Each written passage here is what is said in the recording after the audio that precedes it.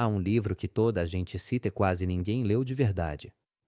Dizem o seu nome como se diz o nome de um vizinho que se cumprimenta todas as manhãs sem nunca ter entrado em sua casa. Êxodo. A palavra tornou-se metáfora. Aparece em títulos sobre imigrantes, em relatórios demográficos, em discursos políticos. Mas o texto, o original, com a sua carne e o seu sangue, com as suas cenas de violência e de mistério e de beleza absoluta, esse texto continua fechado numa gaveta que muito poucos abrem de verdade.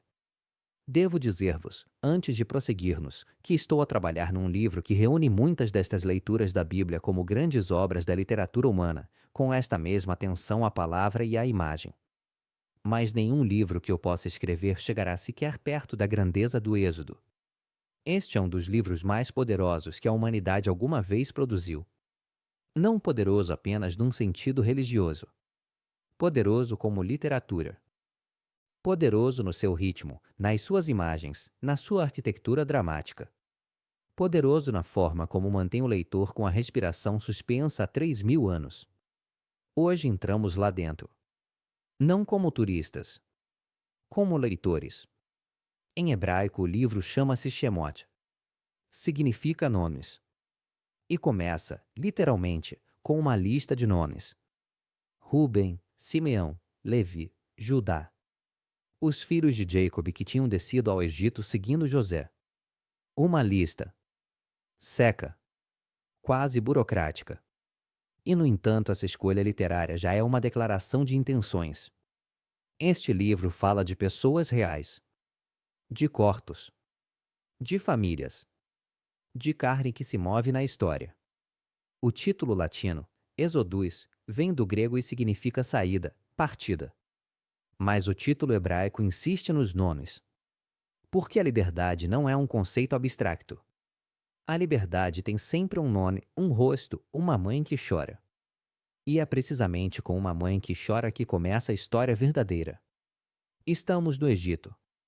Os filhos de Israel multiplicaram-se sem medida. Tão numerosos que o novo faraó, um que já não se lembrava de quem era José, fica com medo. E ordena o que os poderosos de todas as épocas ordenam quando têm medo: destruir os filhos. Todo varão nascido dos hebreus deve ser lançado ao Nilo. Uma mulher toma o seu filho e coloca-o numa cesta tecida com juncos de papiro. Impermeabiliza-a com betume e pez. Põe-na sobre a água. Pensai nisso um momento. Estão a matar crianças lançando-as ao rio. E esta mãe, para salvar o seu filho, confia-o a esse mesmo rio. A água que mata torna-se a água que salva. Isso é literatura. Isso é teologia. Esse é um dos gestos mais densos de toda a Bíblia. A filha do faraó encontra a criança. Ouve-a chorar. Tem piedade dela. Adopta-a. E dá-lhe um nome que sou egípcio, mas que o texto explica pelo hebraico: Moshe, o que foi tirado da água. Moisés cresce na corte. Filho adoptivo da casa do faraó. E, no entanto, sabe que é hebreu. Um dia vê um capataz egípcio espancar um dos seus irmãos hebreus. Mata-o. Enterra o corpo na areia. No dia seguinte vê dois homens hebreus a discutir entre si. Tenta interpor-se. E um deles volta-se contra ele. Vais matar-me como mataste o egípcio. O segredo já está fora. Moisés foge para o deserto. Para em Midian. Senta-se junto a um poço.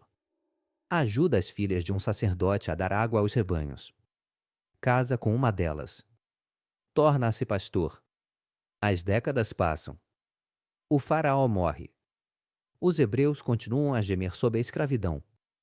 E então chega a cena. Uma cena sem igual em toda a literatura mundial. Moisés está a apacentar o rebanho no Monte Horebe. Vê uma sarça que arde. Mas a sarça não se consome. Aproxima-se. E ouve uma voz. Tira as sandálias. O chão em que estás é terra santa. O fogo que não consome. O Deus que fala a partir de um arbusto silvestre no meio do deserto. Cada detalhe foi escolhido com uma precisão devastadora. As sandálias que se tiram, a pele nua em contato com a terra sagrada. A sarça que arde sem se consumir, a presença do divino que transforma sem destruir. E depois a revelação do nome. Moisés pergunta: Quem és? Como te nomearei perante o povo? E a resposta é uma das frases mais vertiginosas que existem: Eu sou aquele que sou. Ou ainda, eu serei o que serei. O verbo hebraico oscila entre presente e futuro, entre ser e devir. Um nome que não é um nome. Uma identidade que escapa a toda a categoria e a todo o catálogo. O Deus da Bíblia define-se com um verbo, não com um substantivo. Não é o Deus do trovão nem o Deus do mar. É o ser mesmo. O fundamento de toda a existência. E a este ser, que não pode ser fixado por nenhuma definição, é confiado um homem de língua pesada, um homem que gagueja, que se sente inadequado, que pergunta se não poderá ir outro em seu lugar. Moisés é o herói mais relutante de toda a literatura. O contrário da personagem que levanta a mão. E talvez precisamente por isso seja credível como nenhum outro. Regressa ao Egito. Apresenta-se perante o faraó. Pede-lhe que deixe o povo ir ao deserto durante 3 dias, para oferecer sacrifícios ao seu Deus. O faraó ri. Quem é esse Deus cujo nome não conheço? Não conheço o Senhor e não deixarei Israel partir. E o duelo começa. As pragas não são uma lista escolar. São uma progressão dramática. Uma escalada. Cada praga golpeia algo específico, algo que o texto conecta com a teologia do Egito. O Nilo transformado em sangue, o rio sagrado, a fonte da vida, torna-se morte. As rãs que invadem cada canto, as salas do palácio e os quartos de dormir e as taças de vinho. Os mosquitos e as moscas, as úlceras e a saraiva que arrasa tudo o que encontra.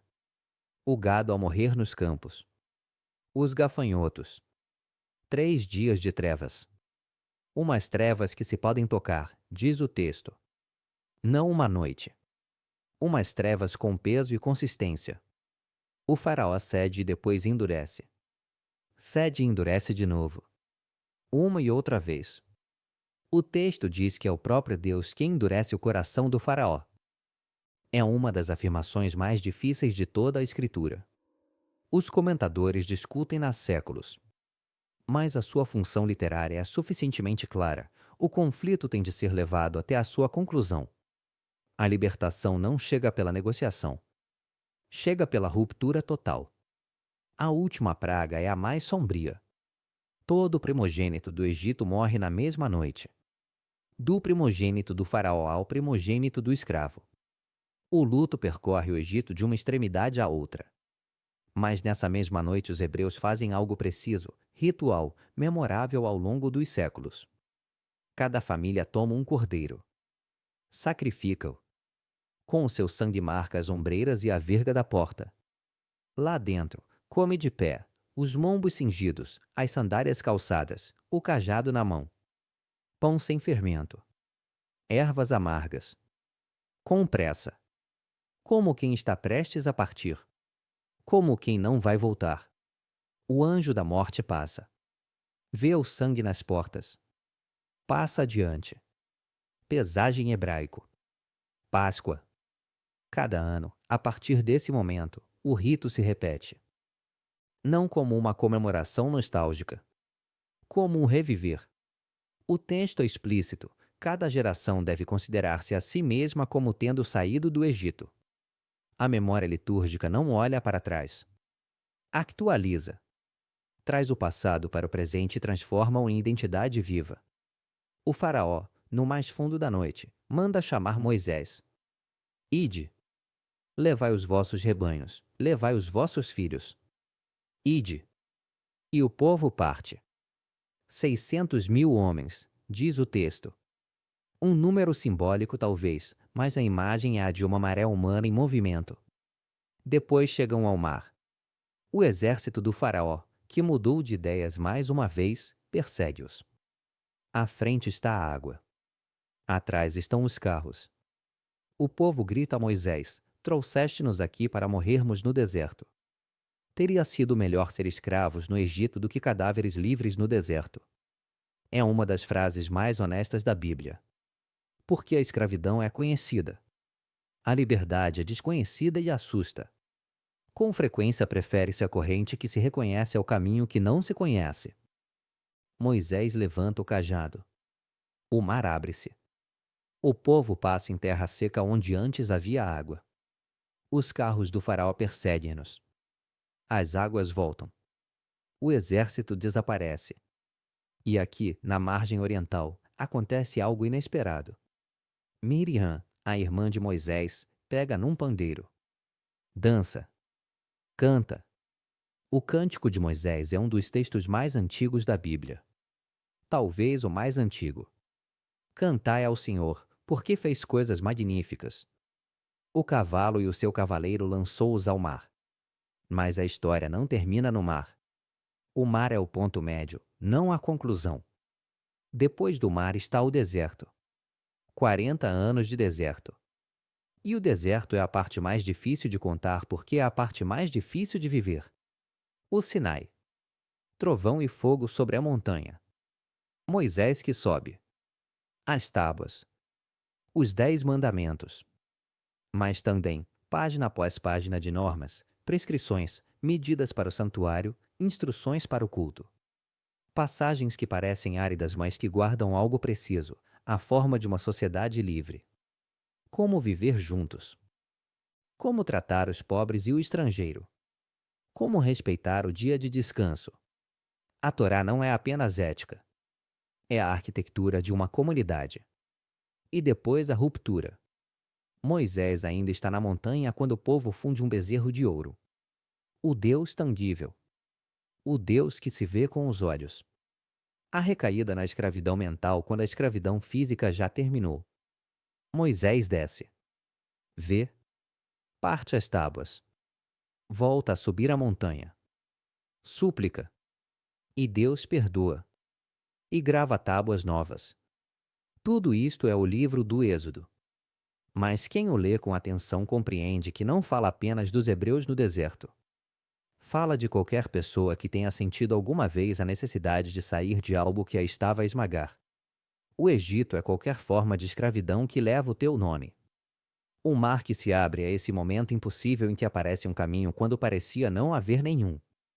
O deserto é o tempo longo e difícil entre a libertação e a terra prometida.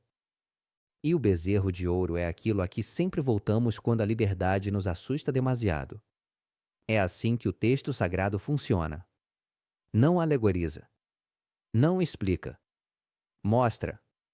E deixa-te reconhecer a tua própria história dentro da sua.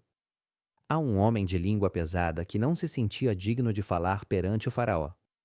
E, no entanto, conduziu um povo através do deserto.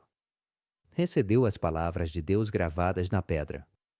Viu a glória passar diante dele, protegido por uma mão divina, porque ver o rosto de Deus é morrer, mas as costas de Deus podem ser contempladas.